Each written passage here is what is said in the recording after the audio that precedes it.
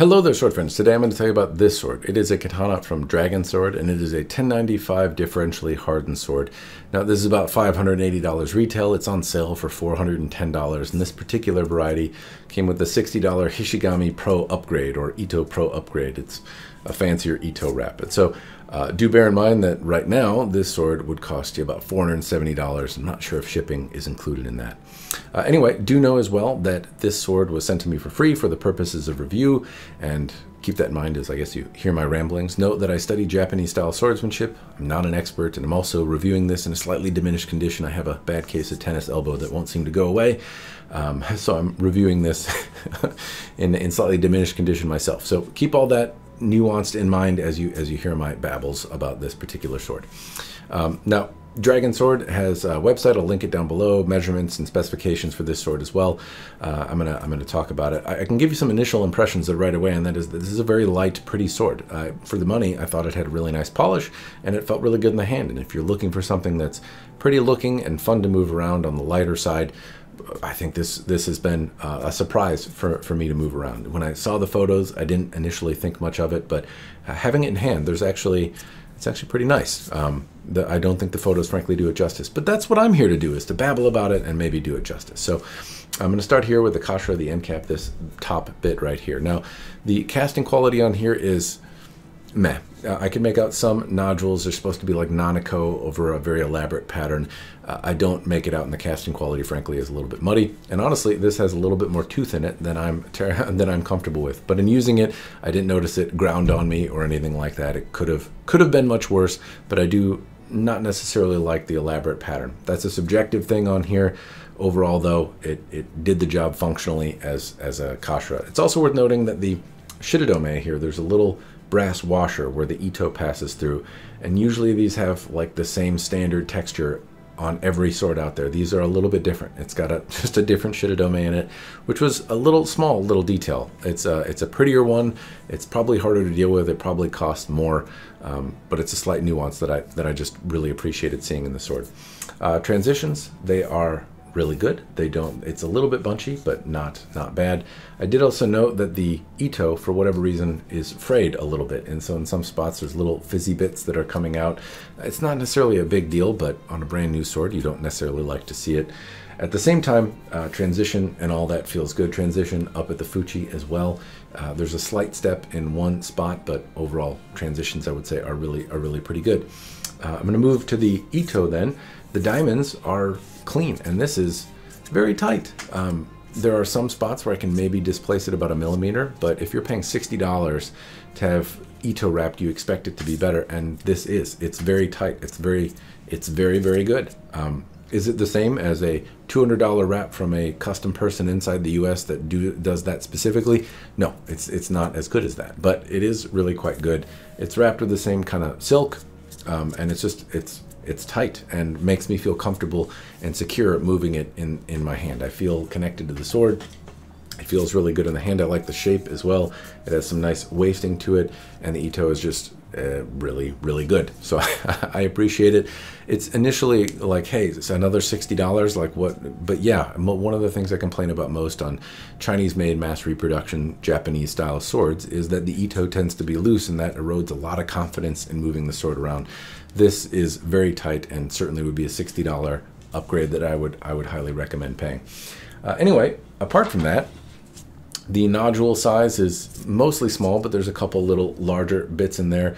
The diamonds don't wander around very much, and apart from some kind of loose frays here and there, overall it's very pleasant looking. There is one Makugi peg. It appears to be rounded and nicely done. Again, the rounding and attention to detail on the peg gives me the impression that somebody is paying attention to other small details in here. I like to see that the peg is in good shape and rounded and has some attention to detail to it.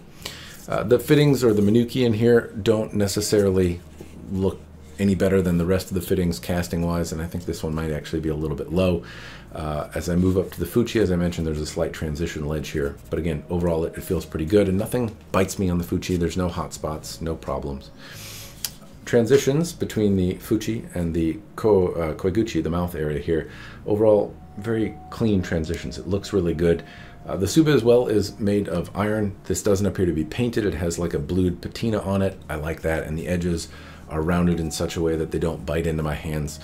From a practical standpoint, it's very good, and again, I like that it's like a blued patina instead of some sort of schmutz, some sort of paint or something like that. Now, the saya is something else I'm going to talk about. It came with a reasonably nice sageo. It's not shoestring or garbage. The shirodome as well are glued in, so hooray.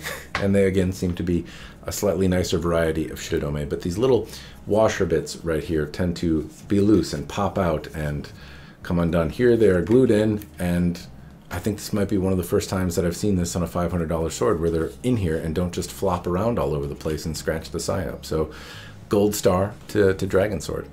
The saya has some other nuances though, which are to be appreciated. So it starts wider up here and then gradually tapers down to a thinner saya. It feels thin though, so it does feel thin. Like I can kind of hear how it echoes inside. So it makes me a little nervous. This might, when I bang it around or something, may not hold up particularly well. But from a overall presentation, I like the way it looks, and it has a gradual taper that gradually thins down towards the end. A lot of times what I see on these swords is they try to put taper in and they do it in the bottom third, and then it has like a really steep cut down. There's a nice gradual taper here. One of the best I've seen in a $500-ish sword. Anyway, other notes on the saya, it has the slightest bit of wiggle to it. You know, at least in one direction, it has a little bit of movement, but not very audible, and it glides in, you know, pretty well. It has a little bit of rasp, but honestly, it's not so bad. It's a bit on the tight side. It doesn't fall out, but a little jostle will loosen it out, and it doesn't bang on the side. While overall, the fitment from a practitioner standpoint was reasonably comfortable. This is not a super light sword, but it is among the lighter as well. So I've used this. My elbow isn't in great shape, so I've been kind of favoring some of the lighter swords. This is one that I've grabbed a few times, and it actually, even though it's lighter, it feels a little stouter in the hand when you start moving it around. But anyway, more on the habaki. Has a nice shape and profile to it. It almost looks like it has little feet on the back. Overall, the habaki, it's the same kind of brass habaki that you see a lot, but it actually has a little bit more dimension and profile than some of the standard habaki do. It tapers the base of it is fatter than the top, not something that you see on the cheapest habaki, and it has what appear to be little ledges on the back. So overall, for a very basic habaki, it's reasonably well executed. I'd love to see something a little different, but at the same time, this is a fine habaki for a sword of this price point.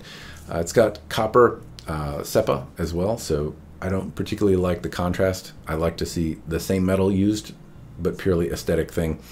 There's a little step right on front of the munmachi here, though, or hamachi, I should say, where basically the habaki is just a little bit too big. It could be filed down, could have been done just a little bit differently. That's something, honestly, I could probably do if I wanted to, but just a little nuance that it has a slight ledge there of about 1 millimeter. This one also appears to have some koshi sori. So as I look at the blade, it almost looks like the deepest part of the bend is in the base of the sword, and it seems almost to have a slight koshi sori style appearance. Now, the blade itself, though, it's 1095. It's differentially heat treated, and frankly, I was kind of surprised when I saw this polish. This is not as nice a polish as on the Zisei Katana, and I don't know if Dragon Sword has any affiliation with Zisei or not. Some folks have mentioned they might. I don't know, but the polish is really nice. So for $500, it does not look as nice as the $900 Zisei sword that I got, but it has a lot of stuff in common, in that the hamon is really well done. The shinogi and lines on it are reasonably clean. The Kasaki also appears to, basically not just be sanded the other way, but the polish on it is quite a bit better. Blade profile, though, koshi sori, it doesn't have a swollen tip. There's no extra reinforcement. There's no bohi on this one either. It's also very quiet. I can't hear if I'm swinging correctly, which I know to many of you likely means I'm not. There's also some attempt at some additional kind of polish along the spine here, but I can't. It's not as detailed as it is on the Zisei, but I can kind of see some additional markings along the Mune. Anyway, polish on the blade is really quite good. So for a $500 sword, again, there's a lot to be appreciated here. I can make out subtle little differences in the polish, and really it's an excellent polish for $500. So aesthetically, something to look at. It's not folded or anything, and I don't see as many metallurgical banding effects as I did in the polish on the Zisei sword that I had. But this is, you know, not quite half the price, but substantially less expensive. So polish-wise, still very pretty in any light. Can clearly make out a hamon. There's some details and nuance in it. It's a very pretty sword to look at for the money, and I found that to be surprising. I wasn't expecting it to be this nice when it came out of the box or feel the way it did. It's a comfortable feeling sword, and it's pretty to look at, and just little subtle things like the shirodome not popping out and the taper in the saya. All of those things were very pleasant surprises, little nuances that Dragon Sword seemed to do right. So I appreciated that. So I have trained with this sword quite a bit. I practiced with it doing iaido, and it's not the lightest sword in the selection of options that I have, but it's among the lighter, and given my elbow's condition, I don't hesitate in using it. It's pretty to look at, it draws really well, and from a practitioner standpoint, it's a very comfortable blade. I found it to be surprisingly so. I get asked so much to look at various swords, and it's so hard to tell in looking at a quick picture online to see what it's going to feel like. This is one where I really think the photos just haven't done it justice, and how nice it is. It's a very comfortable sword, and for the price point, I found it to be very, very compelling as a training tool. In terms of cutting, I've cut some things with it, obviously. I cut some tatami, I cut some water bottles, I cut some pool noodles, and realistically, it took just about anything that I threw it at.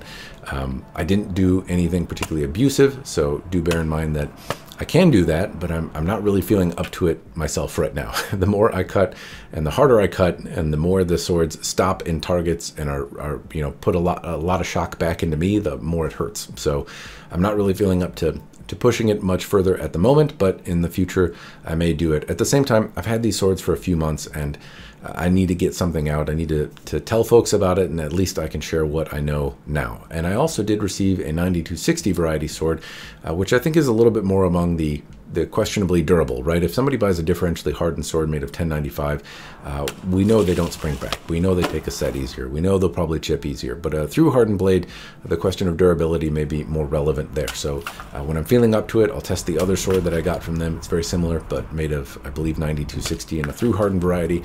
And I'll try to push that one to failure, and I think it'll be a better litmus test of how well they do or don't do. But in terms of cutting tatami, I threw some bad cuts at it. It didn't take a bend or a set.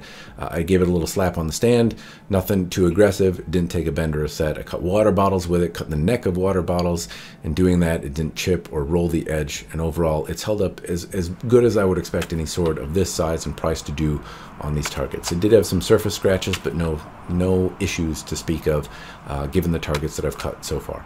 All right, sword friends, I have taken you on a visual tour. I've done some EI with it, and I have done some cutting with it, and hopefully that's enough to help you decide if it's worth your money or not.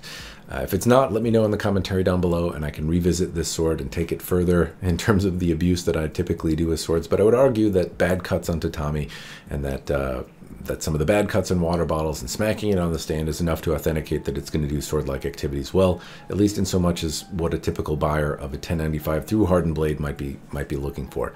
Now, if you're looking for a super sword or something that's going to be really forgiving, I don't think that this is going to necessarily be it, but it does seem reasonably well built, so I have no reason to speculate that it wouldn't hold up as expected. But that, when I say as expected, that means when I start whacking it on the croquet stake of doom, it's probably going to break pretty quick. Anyway, if you want me to revisit it, let me know in the commentary down below. Like I said, I plan to go all the way with the 9260 sword that they sent, the through hardened variety, but if there's enough interest, I'll revisit this one as well.